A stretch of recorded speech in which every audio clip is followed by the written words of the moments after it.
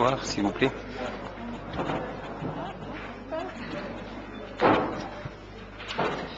Bon, je vous souhaite très bon accueil à ce premier conseil municipal de l'année 2016. Très bon accueil particulièrement aux jeunes qui sont de l'espace jeunesse et qui s'initient à la démocratie et à la vie publique. Donc je vous félicite de votre initiative et je vais vous recevoir bientôt, comme vous le savez. Voilà. Donc vous pouvez tout écouter, mais vous ne pouvez pas parler. Voilà, c'est comme ça. Bon. Très bien, nous allons procéder à l'appel. Donc c'est Eliane Gomez, elle est là, oui, qui fait l'appel. Merci. Bonsoir. Bayon de Noyer, Yves. Présent. Marie-Hélène Biel. Laurent Bresson. Présent. Hélène Mérigot. Stéphane Mathieu. Eliane Gomez, présente. Christian Royer. Présent. David Mathieu Christiane. Patrick Gay. Olivier Louis. Présent. Lecomte Jean-François. Leclerc Jean-François. Excuse-moi. Je t'ai marié. T'as bien fait. Roland Tavernari. Présent. Françoise Fortuné. Jacques Nicolas. Représenté par Christian Royer. Thierry Blanès. Patrick Villon. Chantal Vedel. Florence Lecomte. Représentée par Françoise Fortuné. Gomez Lionel. Androgeski Renaud Florence. Pereira Elisabeth. Rémi Laurent. Bourdelin Sylvie. Estelle Schneider. Représentée par Marine Bouillin. Marine Bouillin. Martin Christiane. Ripoll Bruno. Il va arriver. Madame Agoguet Fernaillon Véronique, pardon. Monsieur Claude Deloison. Merci. Très bien.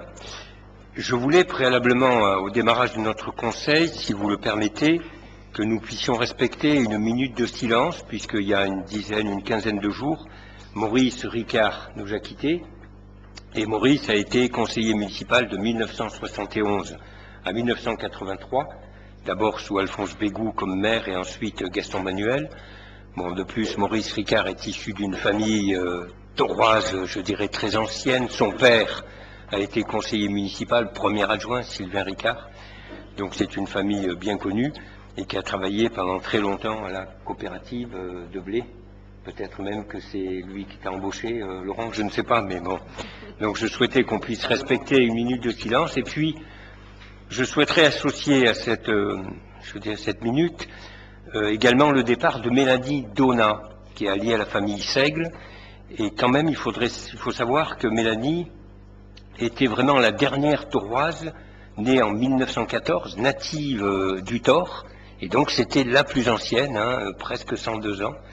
Et qui, en plus, avait une connaissance de l'histoire de la commune et a essayé d'en faire profiter, notamment Florence, au cours d'entretien, pour raconter ce qu'elle a vécu entre 1914 et, je dirais, maintenant. Donc, si on pouvait respecter une minute. Oui, si tu veux dire un mot, je t'en prie.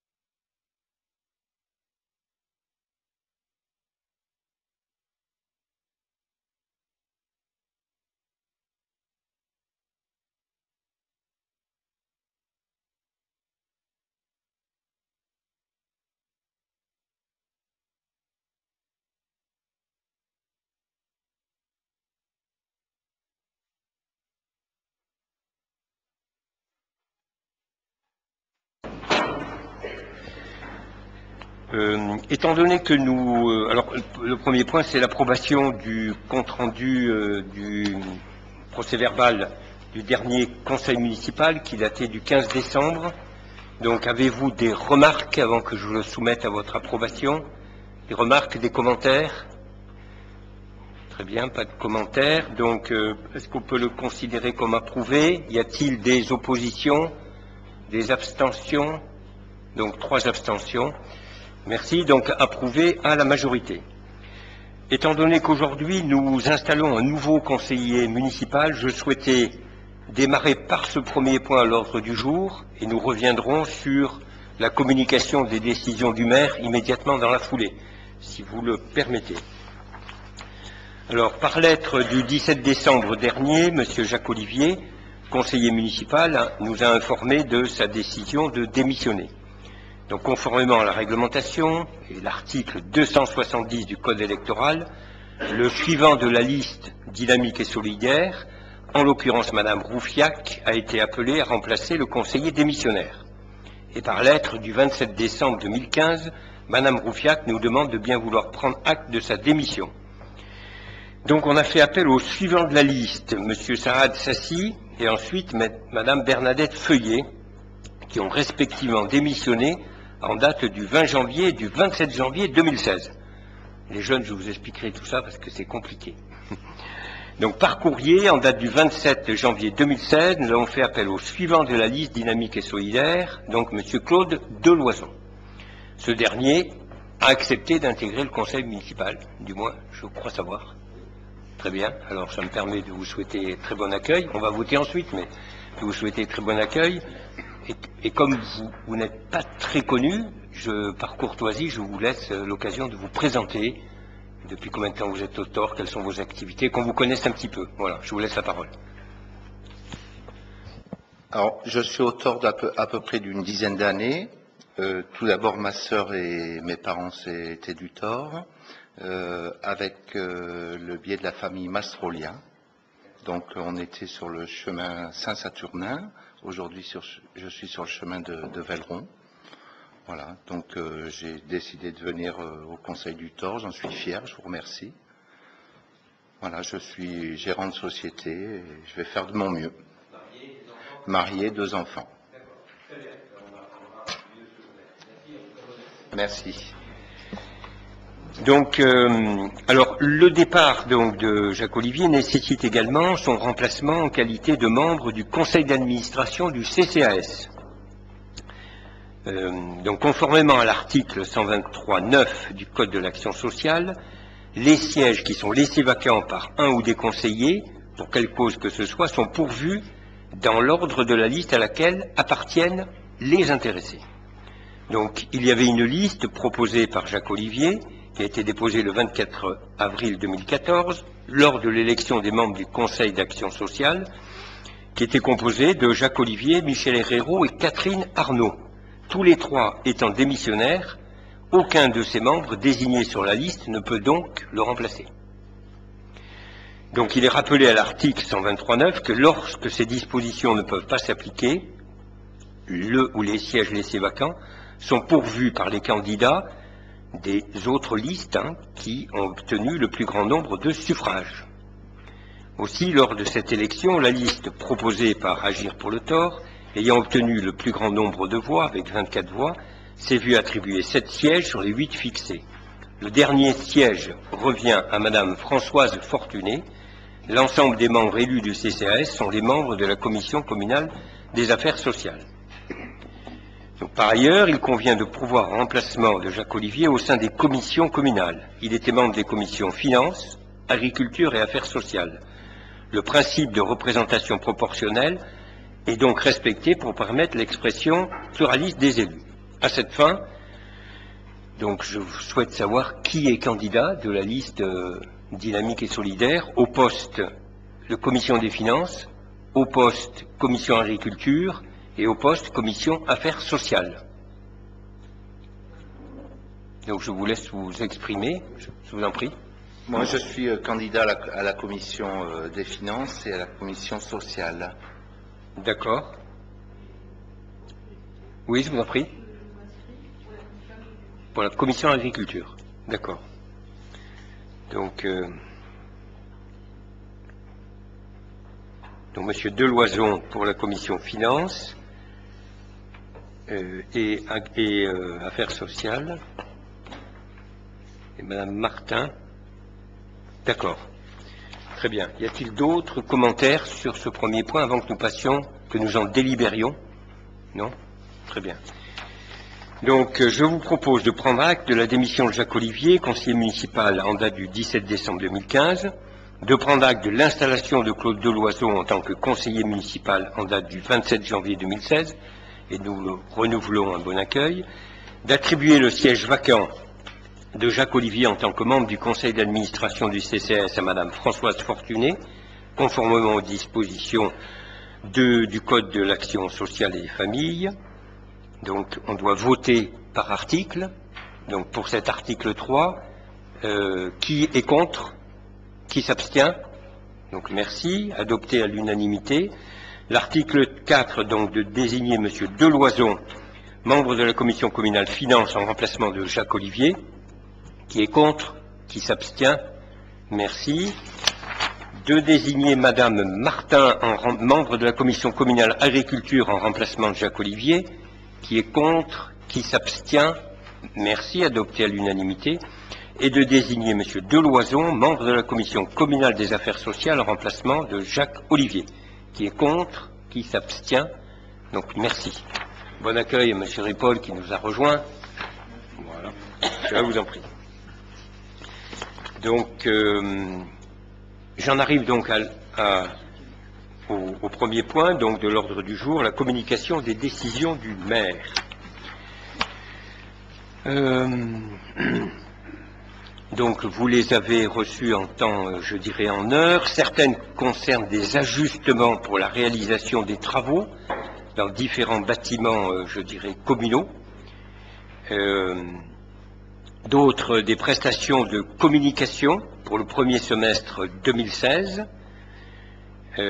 Ensuite, l'acquisition d'un véhicule, mais c'est un véhicule qui était très usagé au CCAS pour un montant de 500 €. Hein, donc, un peu plus fondamentale qui traite du contrat d'accompagnement et de gestion en produits alimentaires pour la cuisine centrale. Et donc, nous avons adhéré à une centrale d'achat qui nous permet de mieux massifier nos achats et d'obtenir des tarifs optimisés en conséquence. Hein. Donc, après, vous avez toute une série de décisions du maire qui traitent des activités dans le cadre des TAP. Ils sont au nombre d'une dizaine et ça concerne bien sûr le deuxième semestre 2015-2016 de cette année. Donc, ils sont assez nombreuses. Le trimestre, oui. J'ai dit semestre? Trimestre, pardon. Bon, une qui concerne la désignation d'un avocat pour pouvoir rester en justice. L'autre traite d'un contrat de dératisation et de désinsectisation au niveau des écoles et des bâtiments communaux. Le démontage et l'enlèvement de portes blindées et des coffres dans l'immeuble qui était préalablement occupé par l'agence bancaire Chex. Et puis un avenant qui concerne la rénovation des vestiaires du stade du Bourdis. Nous avons signé une convention pour la location de 2 appartements communaux meublés avec l'association Cap Habitat dans le cadre de l'accueil potentiel des migrants. Et enfin, la dernière traite de l'acquisition d'un logiciel de relations citoyens dans le cadre de l'installation de services Allô, Monsieur le maire, traité avec la société HIPOC. Voilà. Est-ce que vous avez des questions sur ces décisions qui sont de la délégation du maire? Oui, Madame Martin.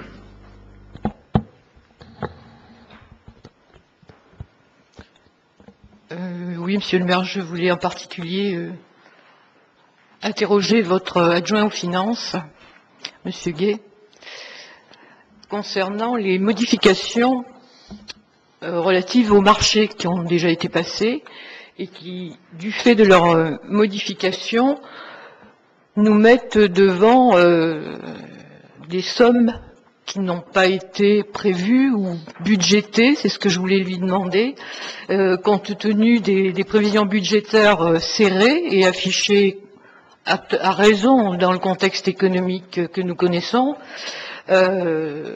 Comment allons-nous faire pour pallier ces non-prévisions? Je les ai évaluées personnellement à pratiquement 60 000 euros, puisqu'il y a environ 45 000 euros sur la première décision. Il y en a 800 et quelques sur les vestiaires aussi, plus sur une délibération que nous examinerons bien plus tard dans la soirée, les 7 500 euros perdus de réserve parlementaire. Donc, si j'additionne un peu tout ça, nous en sommes pratiquement à 60 000 euros. Donc, ce n'est pas rien dans un budget serré. Alors, avant de laisser la parole à Patrick Gay, d'abord, votre capacité d'addition pour arriver à ce chiffre est un peu étonnante, mais bon, je ne vais pas rentrer dans ce débat-là. Mais sachez, et je pense que vous le savez bien, chaque fois que la commune s'engage vis-à-vis d'un tiers, qui est un fournisseur, elle s'engage au regard d'un budget qui est en capacité de payer nos engagements. La commune ne fait pas de ce qu'on appelle de cavalerie, quoi. Hein. Bon. Donc, un certain nombre de ces révisions, je dirais, de contrats, mais ça fait partie de la vie. Chaque fois qu'on lance des travaux, on s'aperçoit in situ qu'il y a des choses à modifier, quelquefois en plus, malheureusement, quelquefois en moins. Bon. Et ceci avait été vu avant le démarrage de l'exercice au 1er janvier. Donc, bien évidemment, toutes les sommes qui sont listées dans ces différentes décisions ont été actées dans le budget, et le budget est en capacité de les payer. Voilà. Après, on peut discuter de savoir est-ce que c'était nécessaire, par exemple sur les vestiaires, de faire des sanitaires qui puissent accueillir les handicapés ou pas, etc. Bon, c'est la loi, mais voilà, tout ça, qu'est-ce que vous voulez, on est aussi dans des contraintes. Hein, voilà. Mais Patrick, je te laisse la parole si tu veux compléter. Ah, Christian, oui. Oui. Une remarque tout de même sur les premiers chiffres. Ce n'est pas 60 000 euros, mais 7 000 hors taxe. Non, mais je comprends pas. Si tu veux le détail, je te fournirai. Non, j'avais additionné les 42 000 supplémentaires sur la décision 123. C'est sur la 123. C'est sur la 123. Sur la 123, en travaux, il y a 7 000 euros d'écart entre le montant de marché initial et aujourd'hui avec l'avenant numéro 2. Y compris sur la... Mais quand j'ai dit à Mme Martin tout à l'heure qu'elle allait un peu vite dans son addition, c'était d'une façon très diplomatique, mais éviter de la mettre en défaut. Je pense qu'on reprendra ça tranquillement, mais c'est pas le bon chiffre, Mme Martin. Voilà. Donc par courtoisie, je pense qu'on ne peut pas trop insister. C'est une erreur. J'avais ajouté aussi... Patrick, est-ce que tu peux compléter? Oui, je vais simplement dire que le budget investissement tel qu'il a été présenté au conseil municipal est bouclé par des emprunts. Ces emprunts sont en cours de négociation. Nous sommes cette semaine en rendez-vous avec des banquiers, le Crédit Agricole, la Caisse d'épargne, le Crédit Mutuel et d'autres. Et nous espérons arriver à trouver le financement qui permettra de boucler le budget. Donc nous sommes parfaitement... Le budget est équilibré. Si nous obtenons les emprunts, il n'y aura aucun problème et nous espérons bien obtenir les emprunts. Y a-t-il d'autres questions ou commentaires, Mme Martin? Oui. Vous me laissez la parole? Je vous en prie. Je vous remercie. C'est une question très naïve et très sotte à propos du véhicule du CCAS. J'ai été personnellement étonné que ce véhicule, donc, qui me paraît assez vieillot, puisse être racheté par le centre technique municipal. Ce véhicule servait-il au CCAS ou ne servait-il plus? Je suppose qu'il a été remplacé par les achats qui ont été faits l'année dernière et qui étaient quand même assez importants en termes de véhicules. Donc, quelle est l'utilité qu'il va trouver au centre technique commercial. Pas commercial, municipal. Mais, bon, ce véhicule a une histoire. Il ne servait plus. Oui. Il n'était plus utile. Bon, alors le CCAS pouvait le mettre à la casse, le vendre à l'extérieur. Il se trouve qu'au centre technique, de temps en temps, ils avaient besoin d'un véhicule pour un déplacement, pour aller au cimetière. Et on trouvait ridicule, si vous voulez, d'avoir peut-être à faire l'acquisition d'un autre véhicule, alors qu'on en a un qui, tout en étant vieux, continuait à rouler. Et pour faire 3 kilomètres, voilà. Donc il a été transféré du CCAS à la commune, et il fallait bien lui donner une valeur. Voilà. Voilà l'histoire. Bon. D'autres Je interventions? vais être abusive et je vais vous demander une troisième chose. C'est concernant les intervenants qui encadrent les TAP. Vous savez que c'est ma marotte. Donc je vois que vous avez réussi à trouver un intervenant qui se contente de 25 € de l'heure. Alors que notre commune offre 30 € de l'heure. Si je compare le judo club et le boxland de l'île sur la Sorgue, nous avons une économie pas négligeable sur le coût d'intervention de ces encadrements. Donc peut-être pour faire jouer le marché, comme vous dites, monsieur, on pourrait soumettre à nos propres associations un taux horaire concurrentiel avec ceux de Lille. Mais, alors, vous posez plusieurs questions en une. Bon. Je sais que c'est votre marotte, alors, quelquefois ça se soigne, quelquefois ça revient, et vous, ça revient. Non, bon, je respecte. Hein, c'est-à-dire que j'aime beaucoup le bénévolat en termes Bon. associatifs. Eh oui, mais là, on n'est pas dans du bénévolat. On peut pas, je l'ai déjà dit, mais on ne peut pas demander à des intervenants, d'être qualifiés, d'avoir des diplômes, d'avoir une compétence dans la partie et de venir bénévolement. Qu'est-ce que vous voulez? C'est fini, cette époque, elle est révolue. Bon. Et comme on a vraiment fait le choix d'avoir des TAP avec des activités qui soient encadrées avec de la qualité, donc on a choisi des gens qui ont de la compétence. Bien évidemment, on a fait un appel à toutes les associations tauroises. Et il y en a un certain nombre qui ont répondu. Il y a le tennis club qui a répondu, il y a le rugby qui a répondu, le judo a répondu, et d'autres ont dit non parce que nous n'avons pas de disponibilité, nous n'avons pas les compétences. Donc voilà. Donc, et c'est comme ça que je pense qu'on a mis en place, si vous voulez, des activités de TAP qui globalement donnent satisfaction aux enfants et aux parents et qui perdurent. Voilà. Alors c'est difficile parce qu'il y a un équilibre financier à trouver.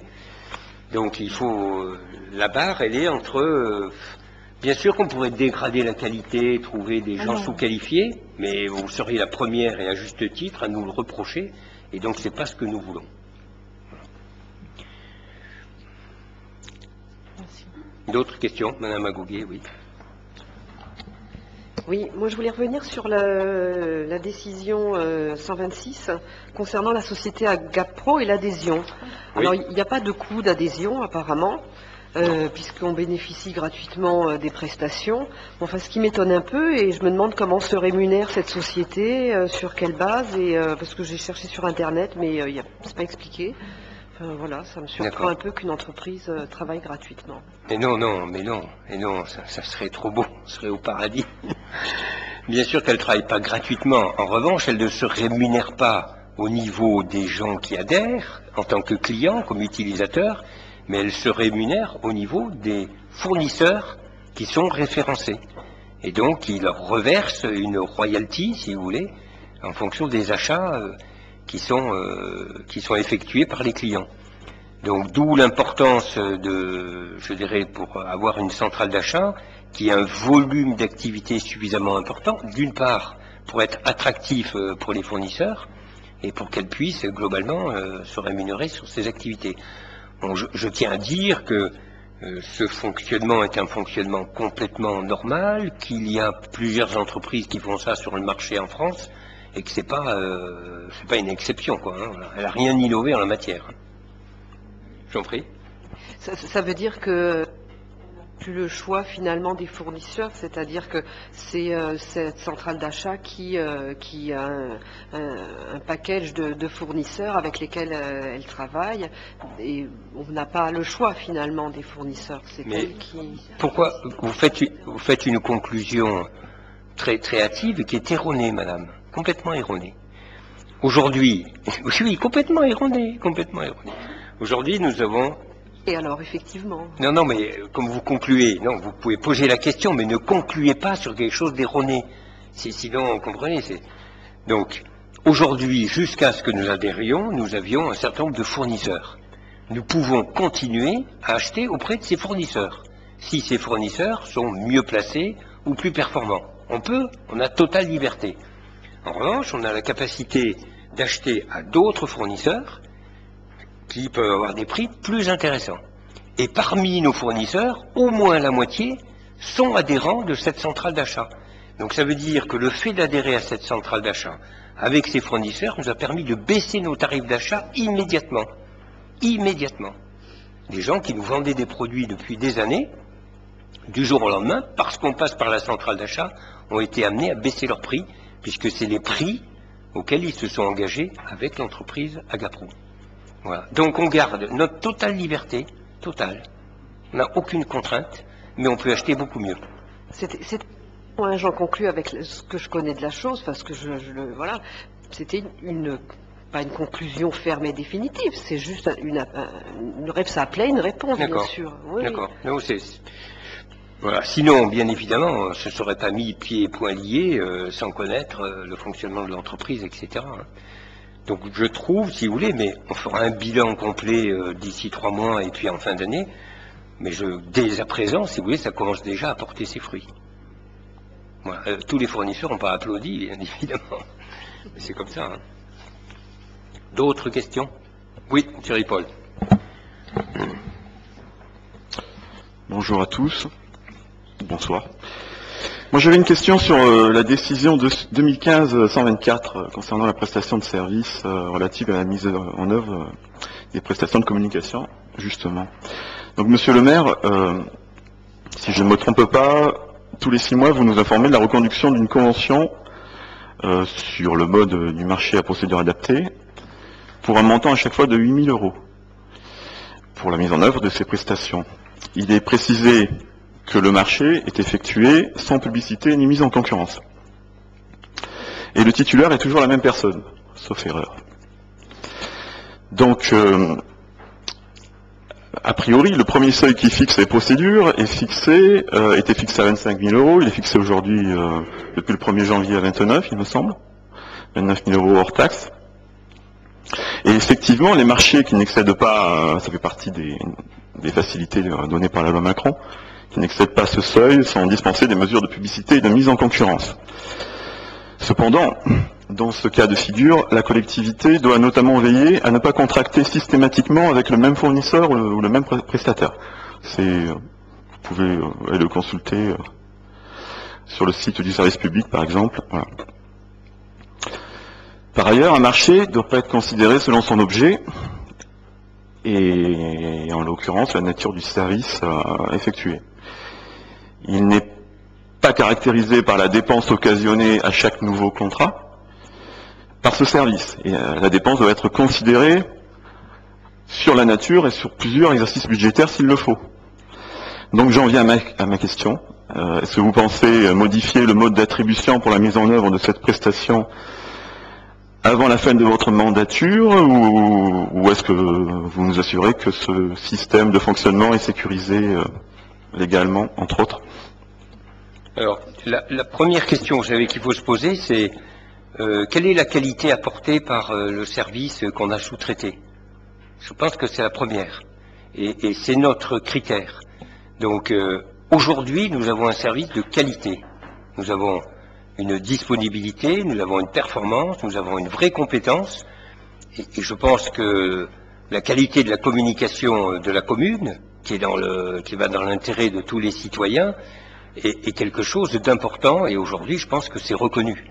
Bon, par exemple, sur Facebook, nous avons à peu près 1000 personnes qui sont connectées, ce qui est un outil extrêmement intéressant D'une part pour envoyer des informations, ou si demain on devait être dans des systèmes d'alerte, etc.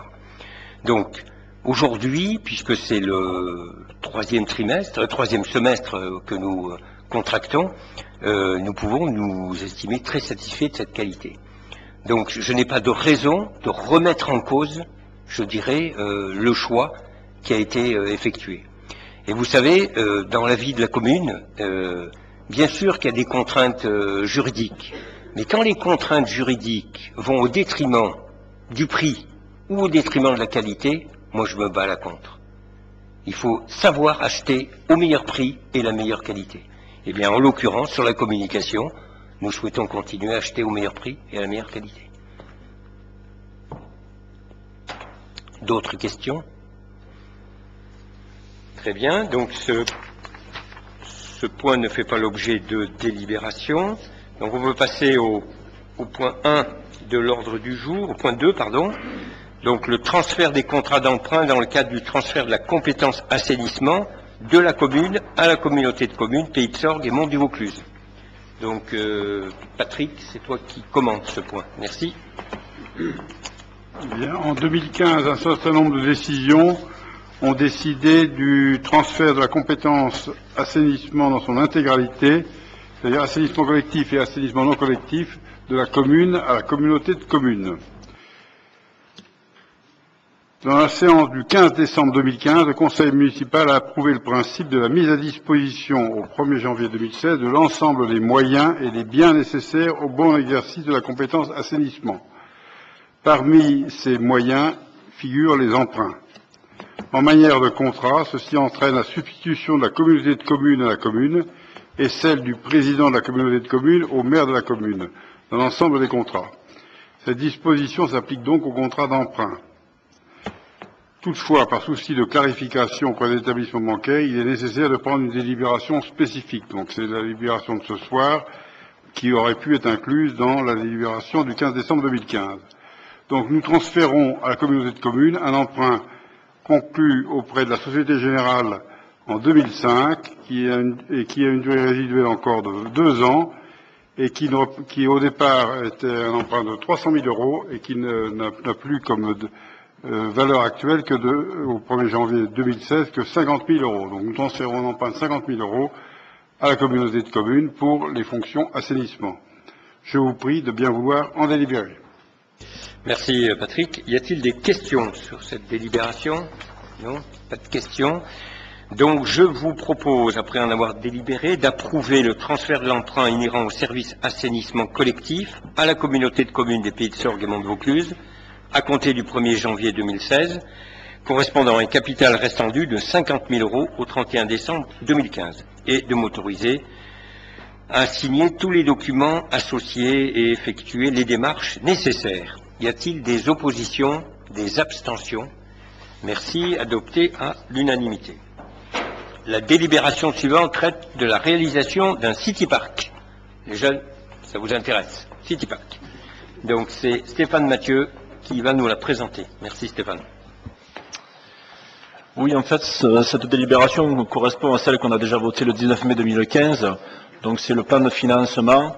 Donc dans ce plan de financement étaient compris bien évidemment les subventions.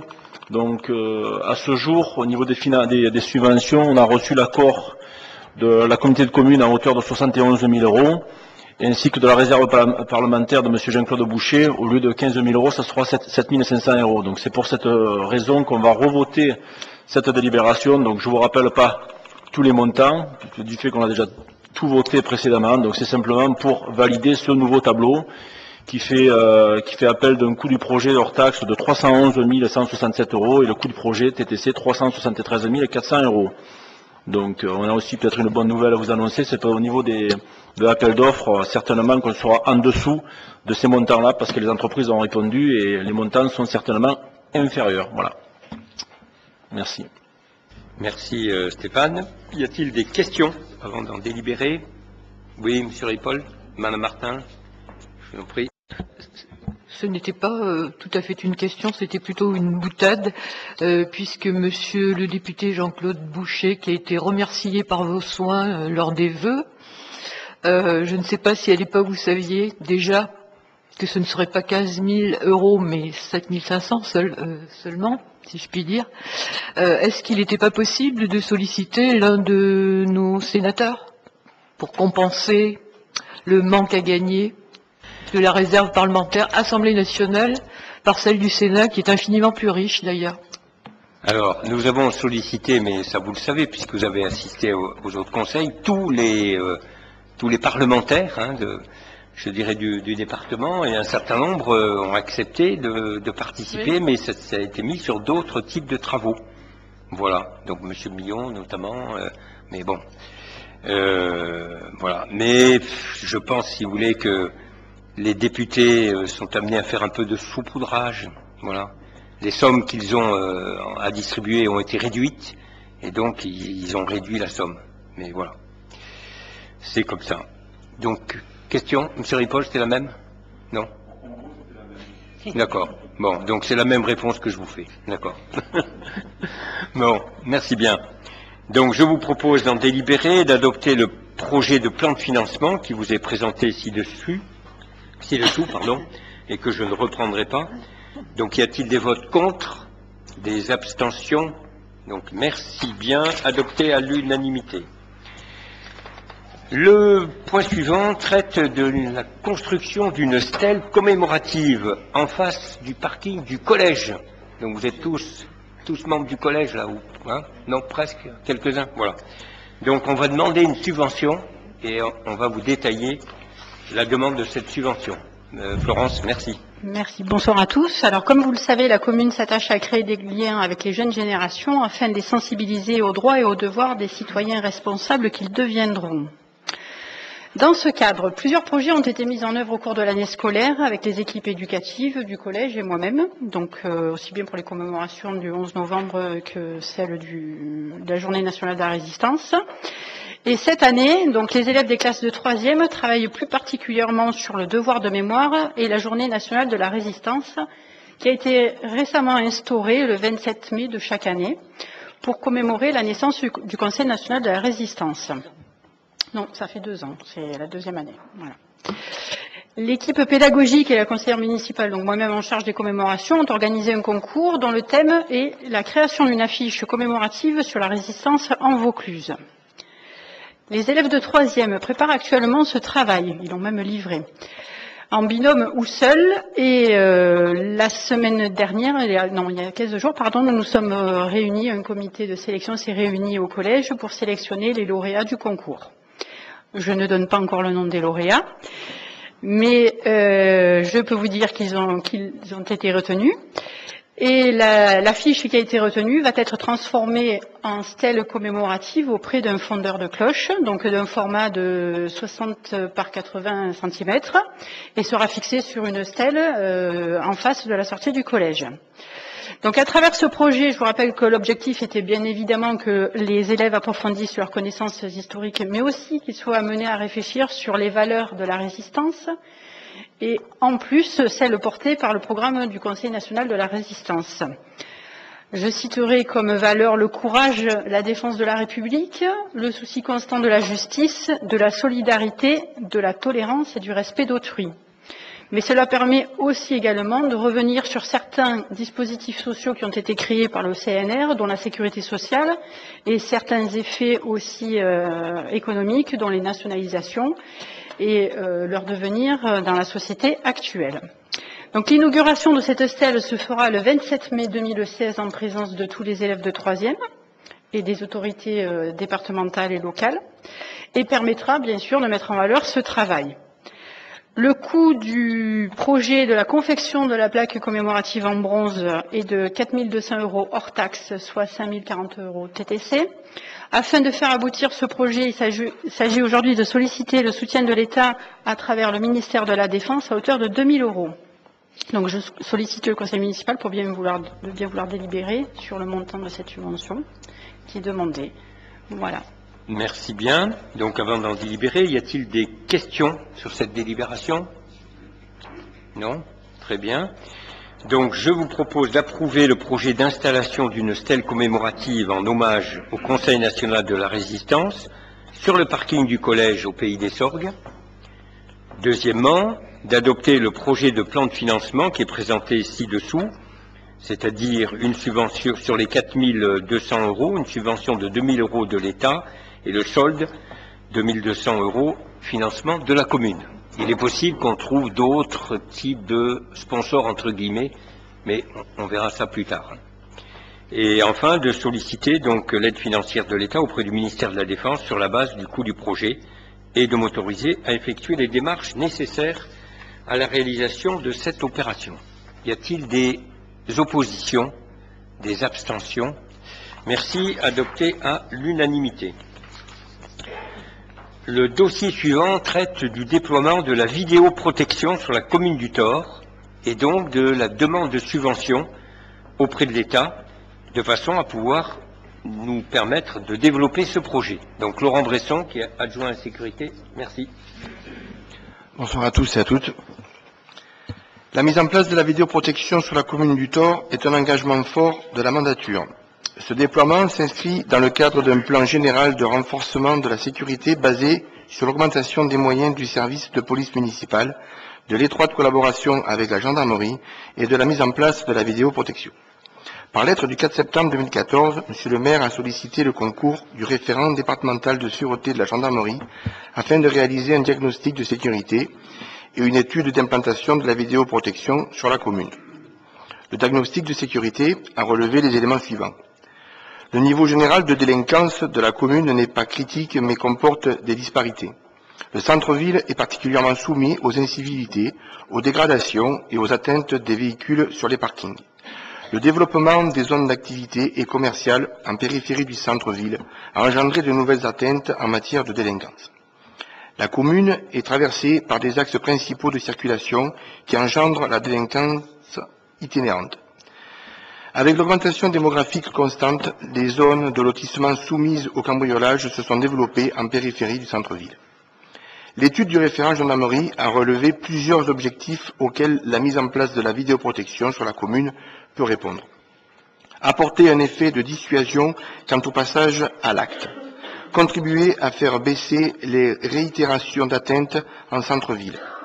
Participer à améliorer le taux de résolution des atteintes par la gendarmerie. Faire baisser le sentiment d'insécurité.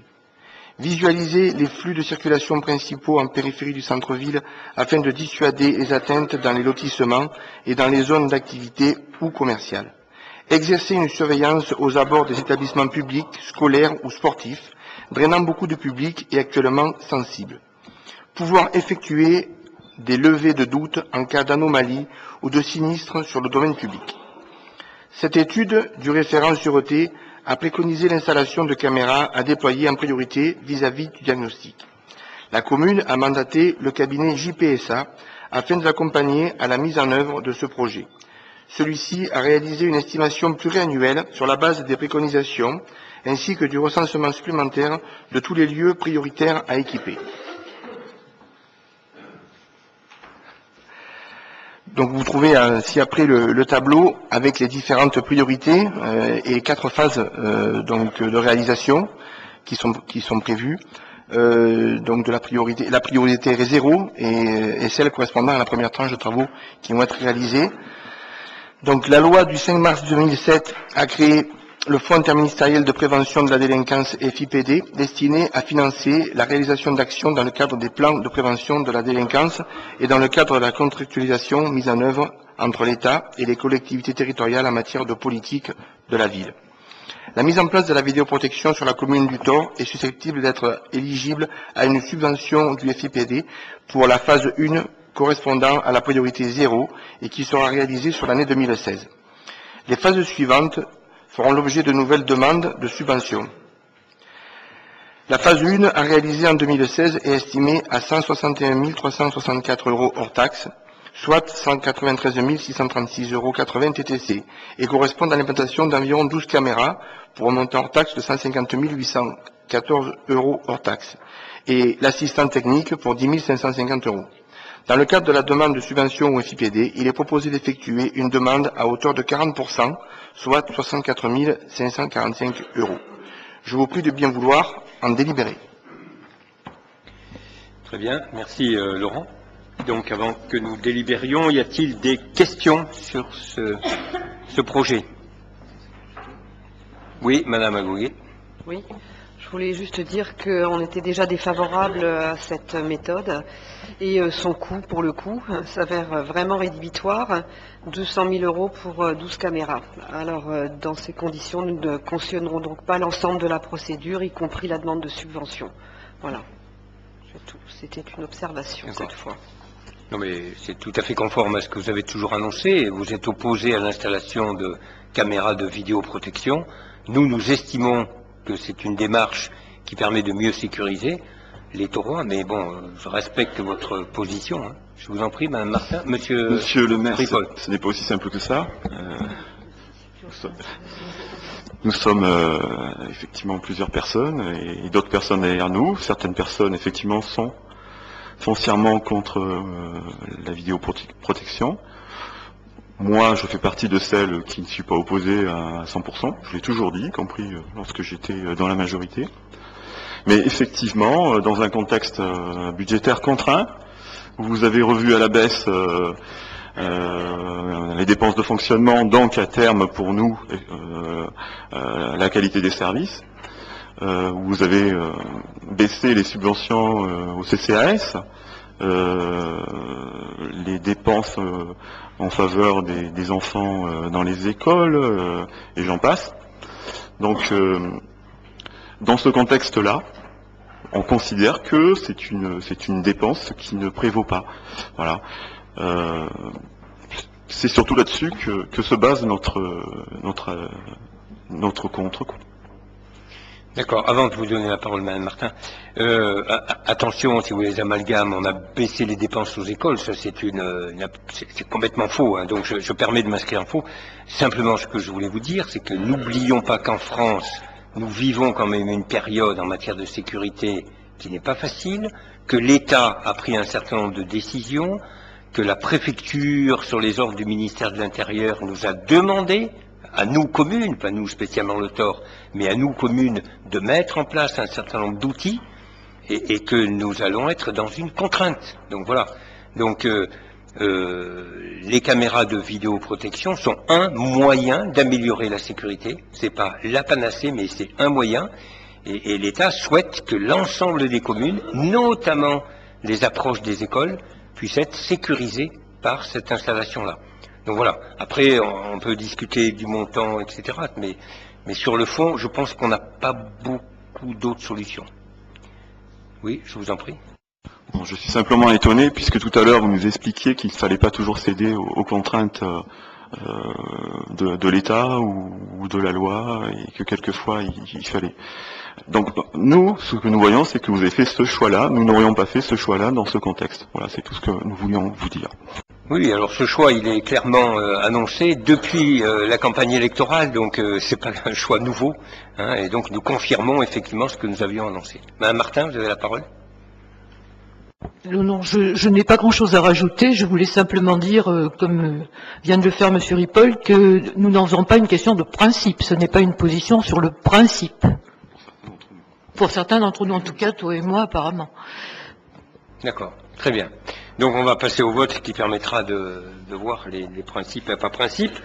Donc je vous propose, s'il n'y a pas d'autres interrogations, d'approuver la mise en place de la vidéoprotection sur la commune, le projet de recensement des besoins et la mise en place de la première phase du projet, le plan de financement prévisionnel de la première phase, avec notamment la demande d'une subvention équivalent à 45% auprès de l'État pour 64 545 €. Et donc de solliciter cette subvention, 40% du projet, au Fonds interministériel de prévention de la délinquance et de m'autoriser à effectuer les démarches en adéquation. Donc y a-t-il des oppositions? Donc 4 oppositions, des abstentions, donc adopté à la majorité. Merci.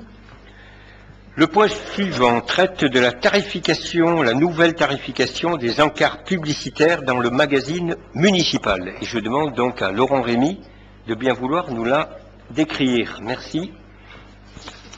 Merci. Donc, par délibération en date du 15 décembre 2015, il a été fixé des tarifs pour les insertions d'encarts publicitaires dans les magazines municipaux. Le magazine s'appelle L'Écho du Beffroi et a une parution de 4 éditions, donc annuelles. Ces tarifs sont applicables à compter du 1er janvier 2016 et le montant varie en fonction de l'emplacement, intérieur ou troisième de couverture, et de la surface, donc occupée par l'annonceur, de 1/8 de page à la page entière. Pour faciliter l'accès aux acteurs économiques taurois, notamment les entreprises, artisans, commerçants, une nouvelle tarification leur est proposée, comprenant une remise de 25% sur le tarif classique. Donc aussi, la nouvelle tarification se présente de la manière suivante. Alors, je ne vais peut-être pas faire le détail des montants, mais vous voyez qu'il y a une remise appliquée de 25% sur les tarifs proposés, donc qui varie de 85 € pour la publicité la plus petite à 486 € si l'annonceur choisit la pleine page de la troisième de couverture. Donc ces tarifs sont réservés bien sûr aux artisans, commerçants et entreprises ayant soit leur lieu d'activité ou siège social sur la commune du Thor. Et je précise qu'une remise de 25% sera accordée également pour tous si l'insertion se fait sur 4 numéros successifs. Je vous prie de bien vouloir en délibérer. Très bien. Donc cette source de recettes n'a pas été utilisée encore dans l'histoire de la commune, donc elle le sera dans le futur, de façon à permettre un financement en partie, je dirais, des coûts de l'Écho du Beffroi. Donc y a-t-il des questions avant que nous passions à la délibération? Pas de questions. Donc je vous propose de fixer les nouveaux tarifs pour les encarts publicitaires dans la revue municipale à compter du 15 février 2016, comme indiqué dans le tableau ci-dessous, que je ne vais pas reprendre, mais qui vous a été commenté, et bien sûr de préciser que la remise de 25% pourrait être accordée à tous si l'insertion se fait sur 4 numéros successifs, une remise quantitative. Donc y a-t-il des oppositions? Y a-t-il des abstentions? Donc merci, adopté à l'unanimité. Nous rentrons maintenant avec 4 délibérations sur l'attribution des subventions de fonctionnement aux associations tauroises. C'est la période. Comme les feuilles en automne, nous, à la sortie de l'hiver, on parle de ça. Donc la première traite d'une façon générale des subventions. Donc c'est Eliane qui la présente. Merci. La commune attribue aux associations déclarées des aides financières pour les accompagner dans la réalisation de leurs projets. C'est un soutien pour les associations dans la mise en œuvre et le développement de leur activité. Les associations tauroises qui développent ou portent un projet d'intérêt général en participant à la vie de la commune peuvent bénéficier d'une subvention annuelle de fonctionnement. Son attribution est conditionnée à la remise des éléments nécessaires à l'appréciation de l'activité de l'association, et notamment le compte de résultat de l'année écoulée, ainsi qu'un budget prévisionnel pour l'année en cours. Les crédits qui figurent à l'article 6574 et ses ramifications ne peuvent faire l'objet d'une dépense effective qu'à raison d'une décision individuelle d'attribution. Le montant forfaitaire maximum de la subvention de fonctionnement est de 250 €, sans être systématique. Pour certaines associations, il est proposé au conseil municipal d'appliquer les règles particulières suivantes. Pour les associations comprenant une école de sport, le montant de la subvention représente 11% du total des charges de fonctionnement, basket taurois, handball club taurois, judo club, l'UST, tennis club, canoë, vélo club Le Thor Gadagne. Je vous prie de bien vouloir en délibérer.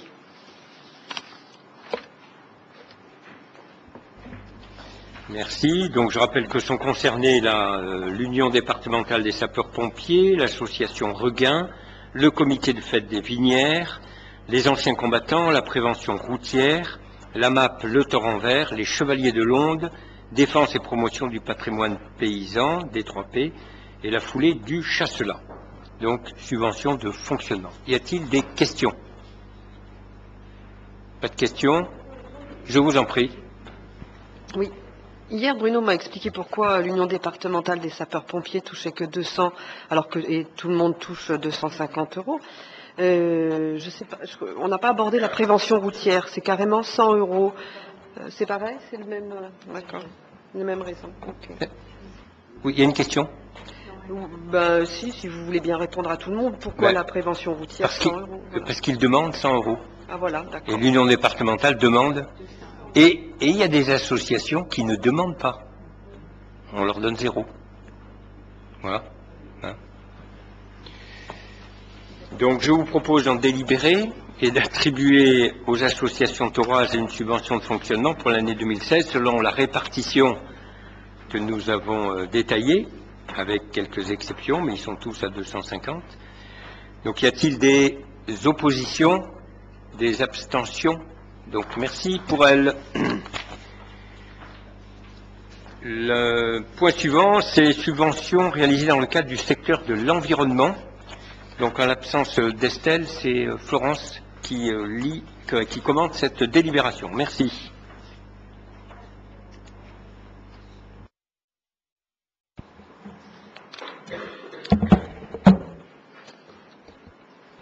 Alors, ce coup-ci, c'est pour une délibération concernant les subventions d'action.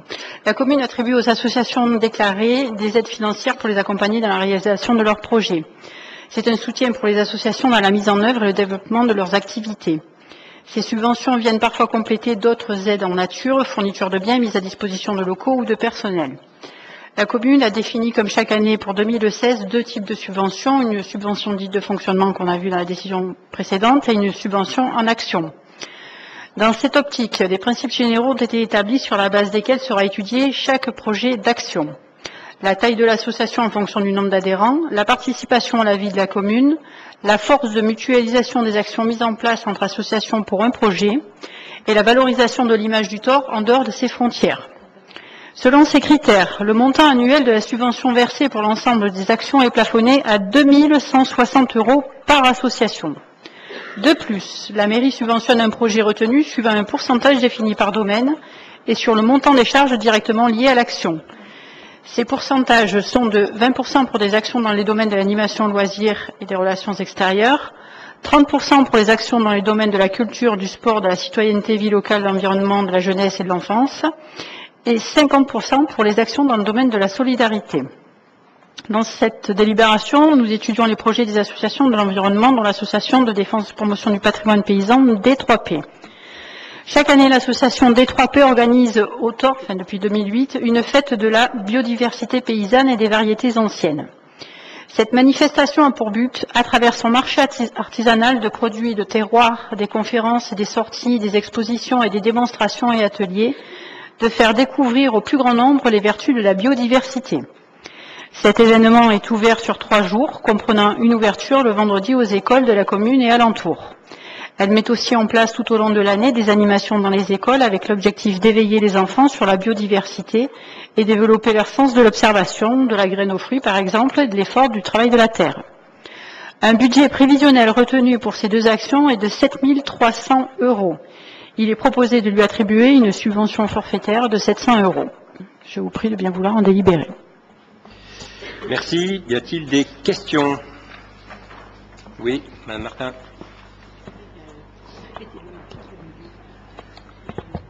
Je pense que Madame Biel sait quelle va être ma question. Puisqu'on m'a déjà répondu une fois, mais comme je suis très entêtée, je recommence. Normalement, cette association qui a quand même un certain mérite et qui fait une belle manifestation chaque année sur le Thor, sur 2 jours, avec beaucoup de monde d'ailleurs,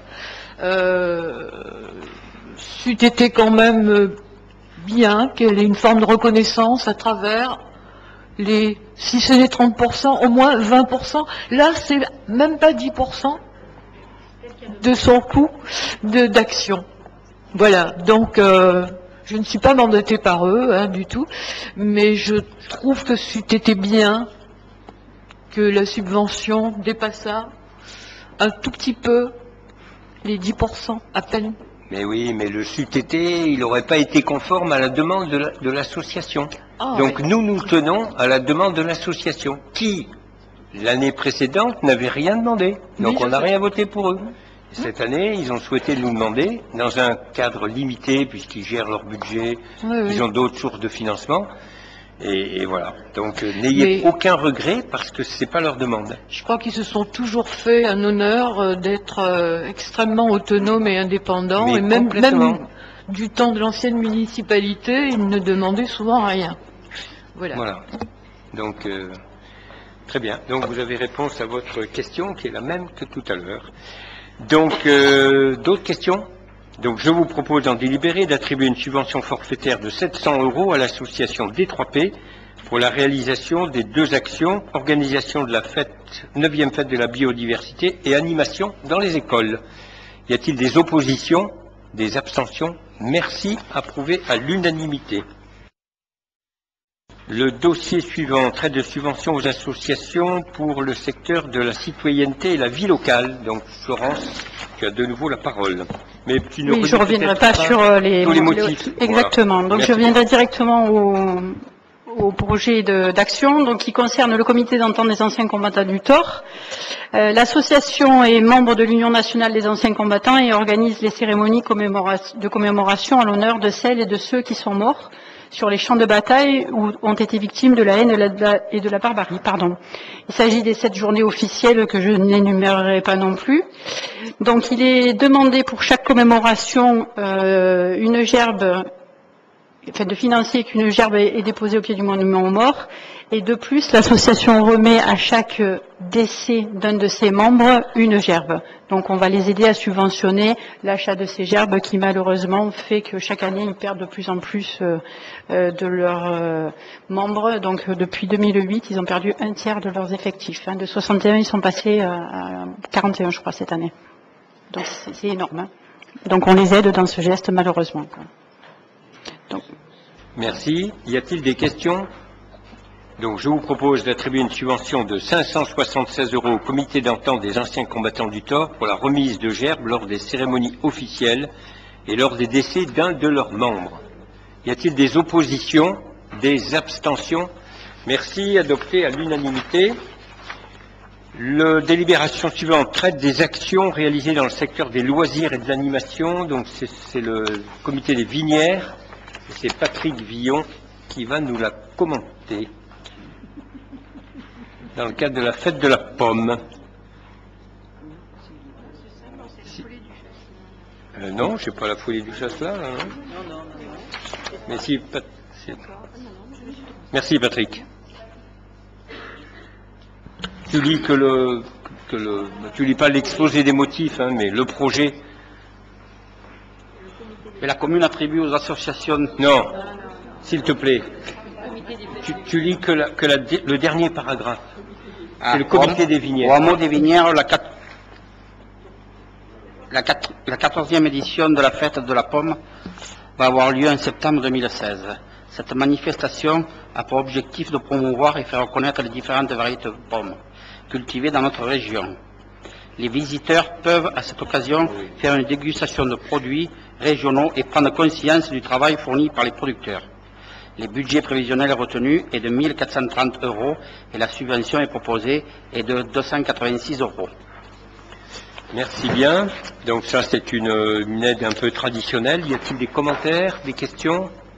Donc je vous propose d'attribuer une subvention de 286 € au comité des fêtes des Vinières pour l'organisation de la 14e journée fête de la pomme. Y a-t-il des oppositions, des abstentions? Merci, adopté à l'unanimité. Le dossier suivant traite des subventions pour actions réalisées dans le domaine du sport. Et Stéphane, tu nous en parles. Merci.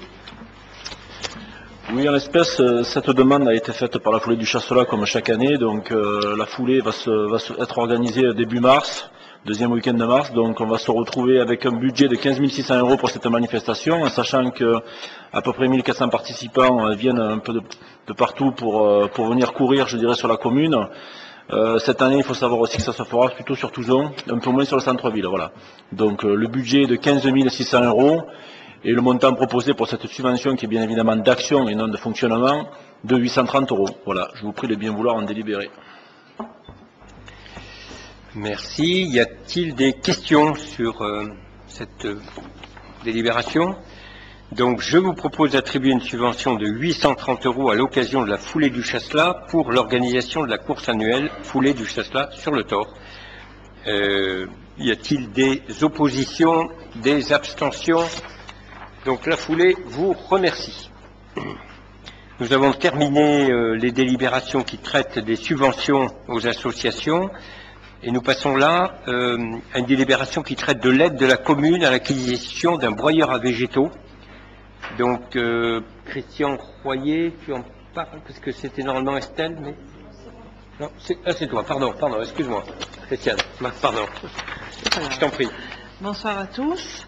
Donc, afin d'encourager les particuliers à faire des économies d'énergie, à réduire leur consommation d'eau ainsi que les pollutions, la commune propose de verser une subvention aux particuliers pour l'acquisition d'un broyeur à végétaux. Il s'agit d'un outil motorisé qui réduit en copeaux les déchets volumineux du jardin, essentiellement issus des plantes ligneuses. Les activités de jardinage génèrent en effet d'importantes quantités de déchets végétaux et leur élimination s'avère parfois difficile. De plus, ces déchets peuvent trouver bien des emplois dans le jardin lorsqu'ils sont transformés en broyat.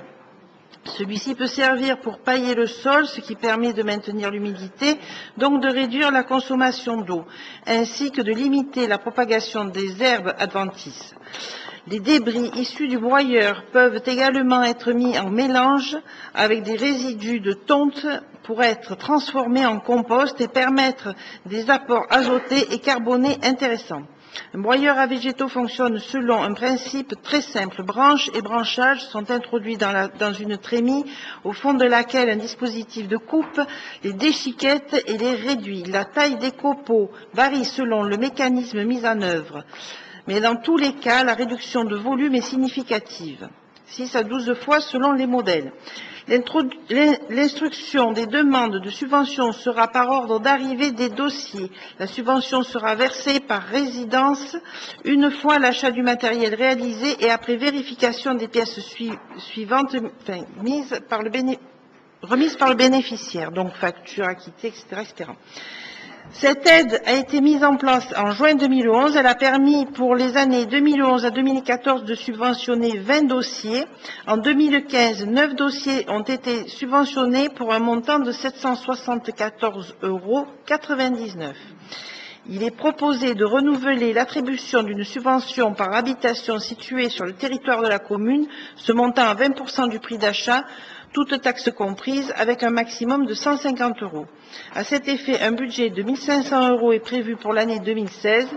Les dépenses correspondantes seront imputées sur le chapitre 20 immobilisation incorporelle, article 20 421, subvention d'équipement aux personnes de droit privé, biens mobiliers et matériels. Je vous prie de bien vouloir en délibérer.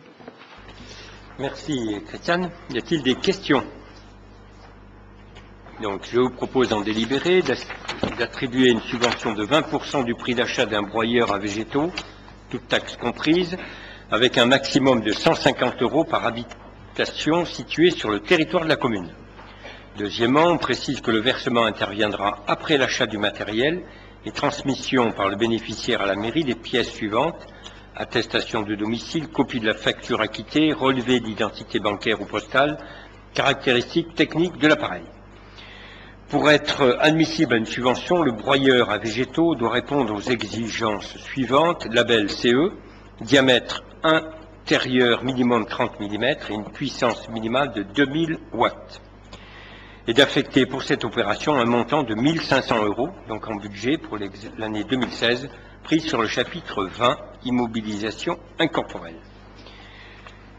Donc y a-t-il des oppositions, des abstentions? Merci, approuvé à l'unanimité. Nous avons à traiter ensuite la convention d'utilisation d'un forage privé pour la défense incendie. Je demande à Christian Royer de bien vouloir nous la commenter. Merci. Dans le cadre de la défense incendie de ces installations, le propriétaire du supermarché Intermarché Route d'Avignon a été amené à mettre en place un forage sur son terrain. Cet équipement, aménagé en bordure du CD1 au nord de la station-service, permettra, en cas de nécessité, de compléter les bornes d'incendie dédiées installées sur le réseau d'eau publique. Le cabinet Hydrosol Ingénierie a attesté le 29 octobre 2014 que ce puits était apte à fournir un débit de 175 m3 pendant 2 heures consécutives.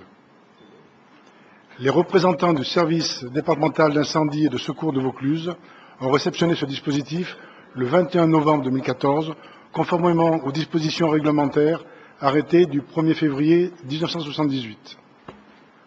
Pour pérenniser ce forage, le SDIS a également demandé de mettre en place un engagement contractuel entre la commune et l'exploitant garantissant un accès en toutes circonstances à l'hydrant, l'entretien régulier, notamment le curage des boues décantées au fond tous les 4 ans, l'utilisation possible pour un sinistre extérieur. À cet effet, une convention a été établie pour officialiser la demande du SDIS. Il convient que le conseil municipal autorise la signature de ce document. La convention est annexée à la délibération. Y a-t-il des questions sur ce point? Merci. Donc, je vous demande d'en délibérer d'approuver le projet de convention relative à l'utilisation d'un forage privé pour la défense incendie annexé à la présente délibération et de m'autoriser à effectuer toutes les démarches nécessaires et à signer ce document. Y a-t-il des oppositions, des abstentions? Merci. Approuvé à l'unanimité.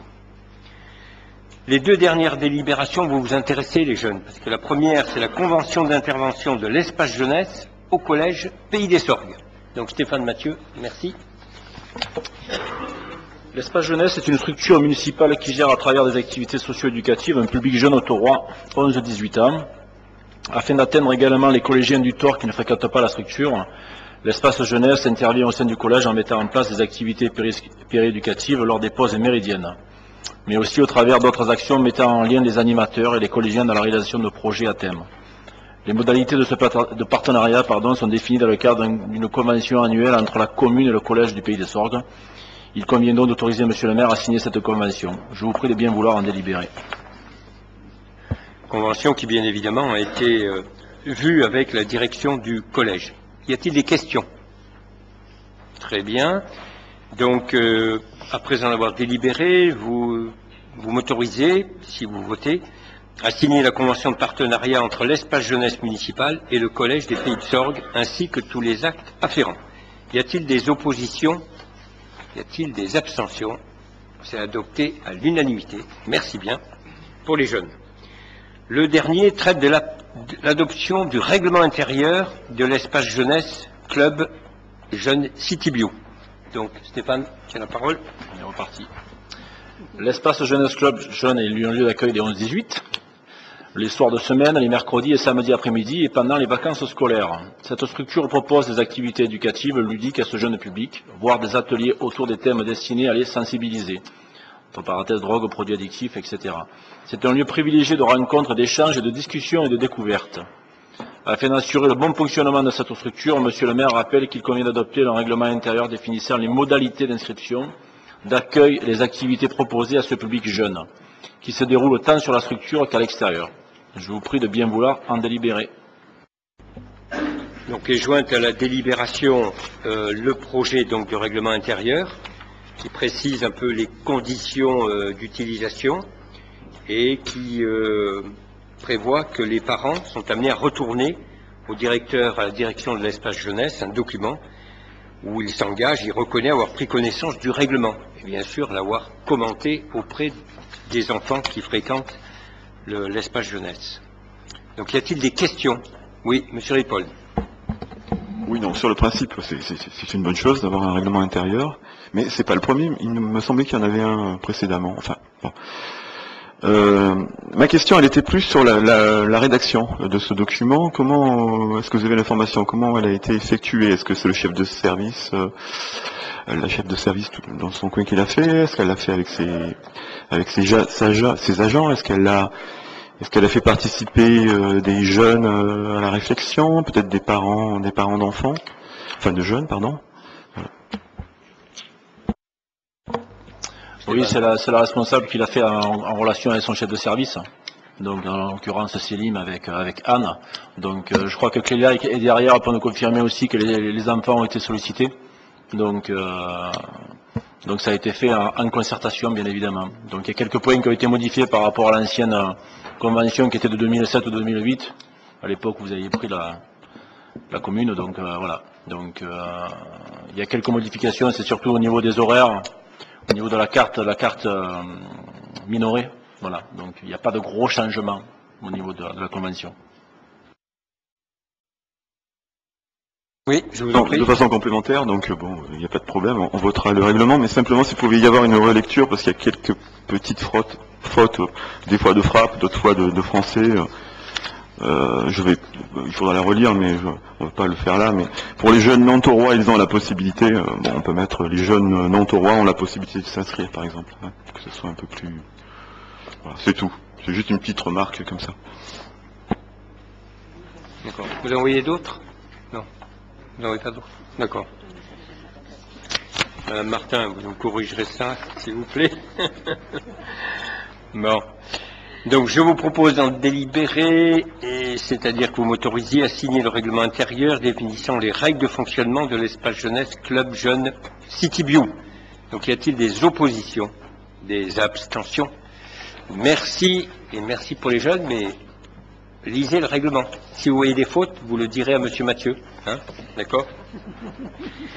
Avant de clôturer le Conseil, je voulais vous porter à votre connaissance un arrêté que j'ai pris et qui traite de l'affichage temporaire sur le territoire de la commune.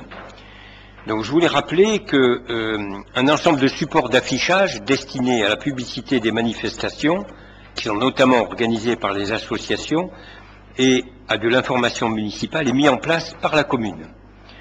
On a prévu à cet effet 6 supports d'affichage expression libre, dont 2 colonnes Maurice, donc vous les connaissez tous, hein. 23 vitrines d'affichage réparties sur l'ensemble du territoire. Elles ont été installées tout récemment, au mois de novembre et décembre. 2 panneaux lumineux, un au Beffroi et un autre au Gambetta. 4 banderoles ou supports pour banderoles, 2 au Boulodrome, 1 au rond-point avenue de la Libération, chemin Saint-Michel, et 1 pont de CD1, route d'Avignon. Donc l'affichage sur la voie publique est autorisé uniquement sur ces panneaux d'expression libre et sur les 23 vitrines d'information municipale. Donc c'est une capacité maximale de 4 à 3 par vitrine. Donc on précise que la mise en place des affiches à l'intérieur des vitrines sera réalisée exclusivement par les services communaux et de façon hebdomadaire. Deuxièmement, que les associations tauroises qui souhaitent réserver un emplacement dans les vitrines doivent se rapprocher du service communication de la ville au plus tard, 1 semaine avant la date d'affichage prévue. Ne seront acceptées que les affiches à 3 et à 4. La durée d'affichage est fixée à 7 jours, avec possibilité exceptionnellement d'augmenter cette période de 7 jours supplémentaires en cas de disponibilité. Après accord du service communication, les associations doivent déposer leurs affiches au plus tard le vendredi midi de la semaine précédant celle de la manifestation. À défaut, l'affichage ne pourra être réalisé. Les demandes de réservation des vitrines seront traitées par ordre d'arrivée. Toute demande tardive pourrait entraîner un affichage limité dans les vitrines. Pour les derniers demandeurs, seuls 12 emplacements au lieu de 23, par exemple, pourraient leur être réservés. Le collage ou l'accrochage d'écriteaux, d'affiches et de panneaux sur les poteaux supports de signalisation routière, sur les candélabres, sur le mobilier urbain, sur les arbres et sur les bâtiments ou les ouvrages publics est strictement interdit, ainsi que tout support planté ou posé sur le domaine public, trottoirs, accotements, etc. Et ce, conformément à l'article L581-24 du Code de l'environnement. Donc on a tenu à rappeler ça dans cet arrêté, puisque vous l'avez vu, dans le cours du mois de septembre et octobre, on a vu fleurir toute une palanquée de panneaux posés quasiment n'importe où. Hein, bon.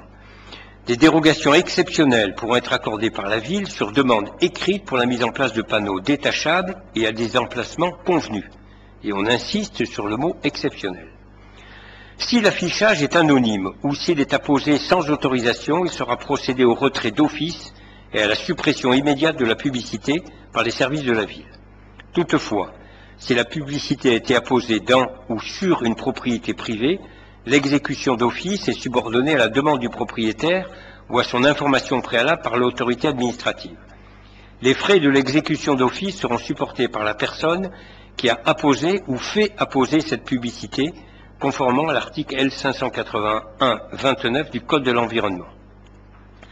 Si cette personne n'est pas connue, les frais seront mis à la charge de celle pour laquelle la publicité a été réalisée. Les infractions aux dispositions du présent arrêté municipal feront l'objet d'une procédure administrative conformément aux dispositions de l'article, etc., toujours du Code de l'environnement, et une infraction de 4e classe sera appliquée aux contrevenants, et ce, par affiche apposée. Elle sera constatée par les agents municipaux. Donc je tiens à dire que depuis le début de l'année, depuis qu'on a mis en place notamment les 23 panneaux, nous avons été amenés à intervenir à 3 ou 4 reprises sur des collages sauvages, et on a donné 2 heures aux gens pour les enlever, faute de quoi on procéderait à la verbalisation. Et vous avez pu le voir, je pense quand même, depuis janvier, spécialement février, ça s'est beaucoup régulé. Et toutes les affiches qui étaient posées sur le pont, quasiment sur le beffroi, ont aujourd'hui, heureusement, disparu. Mais le printemps arrive, les manifestations vont arriver, et donc la police municipale veillera à ce que ça ne soit pas renouvelé.